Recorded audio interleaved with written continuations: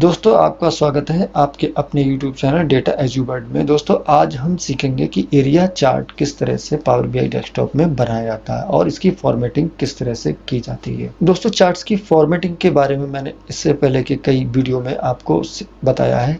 यदि आपने वो वीडियो नहीं देखे तो आप उन्हें जरूर देखिए, क्योंकि फॉर्मेटिंग बहुत ही महत्वपूर्ण पॉइंट्स होता है किसी भी विजुलाइजेशन के लिए जो पावर बीआई डेस्कटॉप में किया जाता है। दोस्तों इस वीडियो में अंत तक बने रहिए, क्योंकि ये बहुत ही महत्वपूर्ण वीडियो होने वाला है और सारे के सारे वीडियो बहुत ही महत्वपूर्ण होने वाले हैं, इसलिए इन वीडियो को आपको अंत तक देखना बहुत ही ज़रूरी है।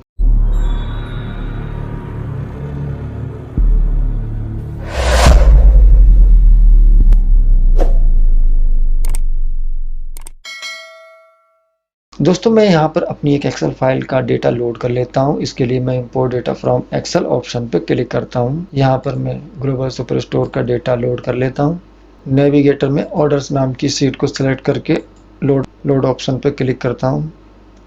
फील्ड पैन में मेरी ऑर्डर नाम की सीट आ गई है और इसे मैं एक्सपेंड करता हूँ तो मेरे पास ये सारे के सारे कॉलम यहाँ पर शो हो रहे हैं। अब दोस्तों मैं एरिया चार्ट को यहाँ से इंसर्ट कर लेता हूँ। दोस्तों जहाँ पर मैं फिल्टर्स पैन को मिनिमाइज कर देता हूँ और इस चार्ट को थोड़ा सा एक्सपेंड कर लेता हूँ। दोस्तों यहाँ पर ऑर्डर डेट वाली जो कॉलम है, मैं इसकी फील्ड को यहाँ से ड्रैग करता हूँ और इस बॉक्स में एक्स एक्सेस के बॉक्स में ड्रॉप कर देता हूँ और वाई एक्सेस में दोस्तों मैं सेल्स ले लेता हूँ या फिर मैं इस बार प्रॉफिट ले लेता हूँ। प्रॉफिट मैंने वाई एक्सेस पे ले लिया है। इसके अलावा अब आता है लेजेंड्स। तो लेजेंड्स में मैं दोस्तों यहाँ पर मैं सेगमेंट ले लेता हूँ और सेगमेंट को मैं यहाँ से ड्रॉप कर देता हूँ, ड्रैग करके इस पे लेजेंड्स में ड्रॉप कर देता हूँ। दोस्तों ये एक क्लियर विजुलाइजेशन नहीं है, क्योंकि यहाँ पर मेरे पास डेट के बहुत सारे ऑप्शन हैं। डेट्स में ईयर भी है, क्वार्टर्स भी है, मंथ है और डे है। तो इस समय जो विजुलाइज हुआ है वो डे बाई हुआ है। यदि मैं इसको एक लेवल ऊपर ले जाता हूँ तो ये मंथ में कन्वर्ट हो जाएगा। तो मैं यहाँ पर ड्रिल अप का ऑप्शन है, यहाँ पर मैं क्लिक कर लेता हूँ। दोस्तों अब ये मेरे पास मंथ वाइज विजुलाइजेशन तैयार हो गया। मंथ वाइज प्रॉफिट की ये विजुलाइजेशन है जो हम यहाँ पर देख सकते हैं। और यहाँ पर जो रेड टाइप की लाइन है, रेड ऑप्शन है, जो रेड एरिया है वो होम ऑफिस का है। इसके अलावा जो ब्लू है वो ऑप्शन कॉर्पोरेट का है और जो स्काई ब्लू ऑप्शन है वो हमारा कंज्यूमर का है। यदि मैं एक ऑप्शन और ऊपर चला जाता हूँ तो दोस्तों ये क्वार्टर वाइज यहाँ पर प्रॉफिट की विजुलाइजेशन तैयार हुआ है। और यदि एक और ऑप्शन में ऊपर जाता हूँ तो मेरे पास ईयर वाइज यहाँ पर विजुलाइजेशन मुझे मिल जाता है। यहाँ पर 2012 का है, यहाँ पर 13 का है, यहाँ पर 14 और यहाँ 15 का है। तो दोस्तों इस तरह से हम एरिया चार्ट को यहाँ से क्रिएट कर सकते हैं। यदि हम इसे एनालाइज करना चाहें तो हमने पिछले लाइन चार्ट में भी हमने आपको इसकी एनालाइज करके बताया था और मैं आपको फिर बता दूं तो आपका सबसे पहला जो सबसे नीचे जो ग्राफ है, सबसे निचला एरिया है वो है आपका होम ऑफिस में। होम ऑफिस में इस कंपनी का डेटा, जिस कंपनी का भी ये डेटा है, वो सबसे कम बेनिफिट हुआ है, सबसे कम प्रॉफिट हुआ है। और दूसरे नंबर पे प्रॉफिट सबसे कम हुआ है कारपोरेट का और सबसे अच्छा प्रॉफिट उन्हें हुआ है कंज्यूमर के सप्लाई का। तो सप्लाई के मामले में यदि हम देखें कि प्रॉफिट के मामले में यदि हम देखते हैं तो कंज्यूमर में इस कंपनी को सबसे ज़्यादा बेनिफिट हुआ है और सबका स्टेटस यहाँ पर आपको दिखाई दे रहा है।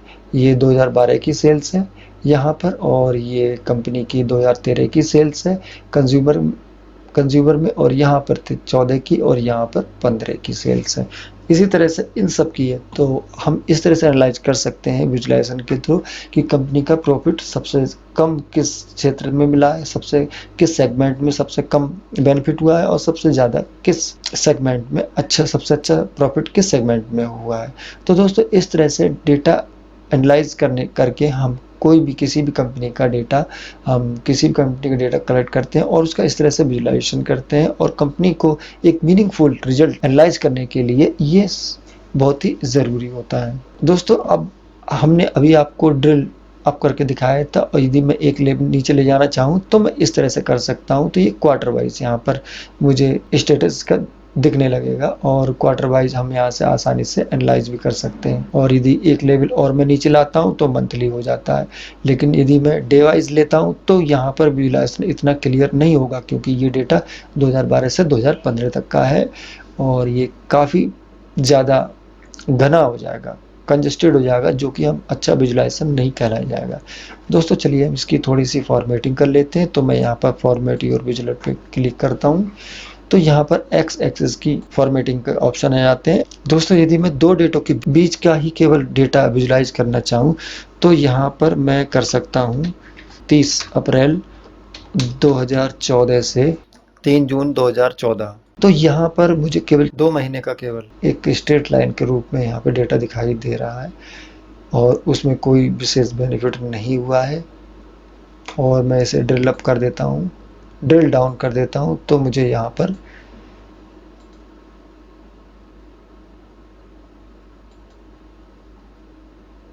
मंथ वाइज हो गया और ये इस तरह से डे वाइज यहाँ पर हो गया है। यदि मैं मंथ वाइज देखना चाहूँ तो यहाँ पर इस तरह से ड्रिल अप कर क्लिक करता हूँ तो मुझे मंथ वाइज भी स्टेटस यहाँ पर मुझे मिल जाता है। और यदि मैं इसको और बढ़ाना चाहूँ तो मैं यहाँ पर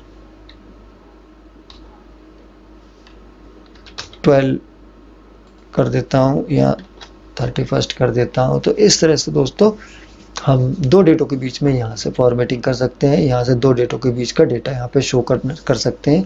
यदि मैं यहाँ पर इस सीरीज़ को इन्वर्ट करना चाहूँ तो ये यहाँ पर इन्वर्ट ऑप्शन को मैं ऑन कर देता हूँ, तो ये डेटा दिसंबर 2014 यहाँ पर आ जाएगा और मई 2014 आपकी राइट हैंड पे होने लगेगी। जैसे कि मैंने यहाँ पे अभी क्लिक किया है तो आपका ये विजुलाइजेशन भी इस तरह से चेंज हो जाता है।